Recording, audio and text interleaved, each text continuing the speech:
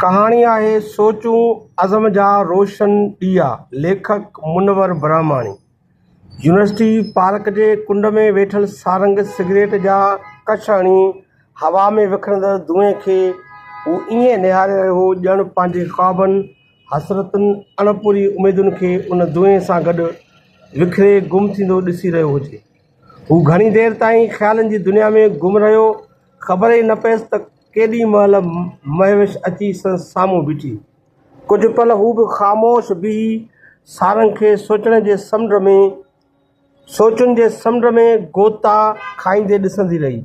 पोइ मिठा चप खोले सुरीले आवाज़ में सॾियईं, सारंग सारंग किथे गुम आहीं?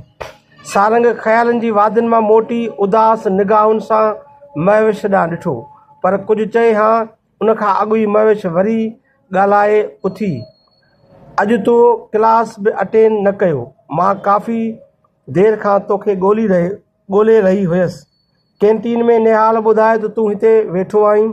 सारंग आस्ते वराणियो, हा अॼु दिलि पढ़ाईअ ते न पई चयो। महविश गौर सां खेसि ॾिसंदे चयो, अॼु ॾाढो उदास पियो लॻीं ऐं सिगरेट जे धुएं में ॼण कंहिंखे ॻोल्हे रहियो हुईं। सारंग थधो साह भरियो, कंहिंखे न, बसि पंहिंजे धरतीअ जे हालतूं सोचुनि ते मजबूर करे छॾियो आहे। महविश मुर्कदे चयो, सारंग अवां कामरेडनि जो बि अजीब मसइलो आहे। किथे बि कुझु थिए परेशान अवां। कुझु देरि लाइ ॿई ख़ामोश थी वञनि था। हवा जी सरगोशी, सिगरेट जो धुओं ऐं भरिसां वेठल जोड़नि जी गरमजोशी ऐं टोलियुनि में वेठल शागिर्दनि जा टहक माहौल खे अजीब उदासी ऐं ज़िंदगी जी मिलावट सां भरे रहिया हुआ। महविश संजीदा थींदे पुछियो, अॼु वरी छा थियो आहे जो मातम में वेठो आहीं? सारंग जे आवाज़ में दर्द भरिजी वियो। हिकु वॾो साह खॼे थो ऐं लफ़्ज़ आवाज़ बणिजनि था। अॼु को मासूम न्याणी जी इज्तिमाही लॼालट करे उन जी इज़त खे दाग़दार करण खां पोइ खेसि बेदर्दी सां क़त्लु कयो आहे। महविश जे वात मां बेख्तियार निकितो, एॾो ज़ुल्म? हा, सारंग चयो, ज़ालिमनि कहर कयो आहे। माउ जे रूह खे रहिड़े छॾियो अथनि, धरतीअ जी अज़मत खे लॼायो अथनि। महविश आस्ते चयो, मूं सम्झो पए त अॼु वरी कामरेड जो मथो गरम थियो आहे। सारंग वराणियो, सॼी राति निंड न आई। सोचींदो रहियो आहियां त मां अञा ताईं ख़ामोश छो आहियां। महविश ख़बर अथई, ज़ुल्म ॾिसी ख़ामोश रहण बि ज़ुल्म आहे।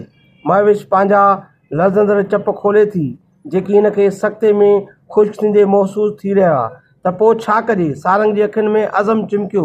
कुझु सोचींदे चयो, मूं पाण सां वचन कयो आहे त उन मासूम न्याणी खे इंसाफ़ ॾियण लाइ हर मुमकिन कोशिश कंदुसि। महविश मायूसी जे कुन में पाण खे महसूस कंदे चयो, पर असां छा करे सघंदासीं? महविश जे सुवाल में ॼण त तजसुस, ख़ौफ़ ऐं बेवसी जो समुंड छिलकियो पिए। सारंग इतमाद सां चयो, असां सभु कुझु करे सघूं था, बसि साथ ऐं गॾिजण जी ज़रूरत आहे। सारंग जो हौसलो ॾिसी महविश जा सभु ख़ौफ़ बेवसी ख़तमु थी वई। बिना देरि चयो, सारंग मां तोसां वचन करां थी, तुंहिंजे महविश इन जुदोजहद में हर क़दम ते तोसां गॾु हूंदी। सारंग मुस्कुराईंदे चयो, त पोइ अचु, हिन महिल खां ई दोस्तनि ऐं यूनिवर्सिटी जे शागिर्दनि सां ॻाल्हायूं। जेकॾहिं सभु माण्हू धरतीअ जो ॾुख सम्झी वञनि त इनकलाब ज़रूरु ईंदो। पोइ न कंहिं न्याणी जी इज़त लुटबी, न को बेगुनाह मारियो वेंदो, न को जबरी खंभे गुम कयो वेंदो, न ई जड़तू मुक़ाबला वर्जाया वेंदा। महविश हल्की मुर्क सां हथ मथे कयो, ॼण जंग जो ऐलान करे रही हुजे। ॿई हिक ॿिए जी अखियुनि में अज़म जा ॾीआ रोशन कंदे यूनिवर्सिटी जे कारे रोड ते हलंदे हलंदे माण्हुनि जे मेड़ में गुम थी वञनि था, पर संदन इरादा हाणे जागी चुका हुआ। आवाज़ शफ़ीक़ कांदड़ो।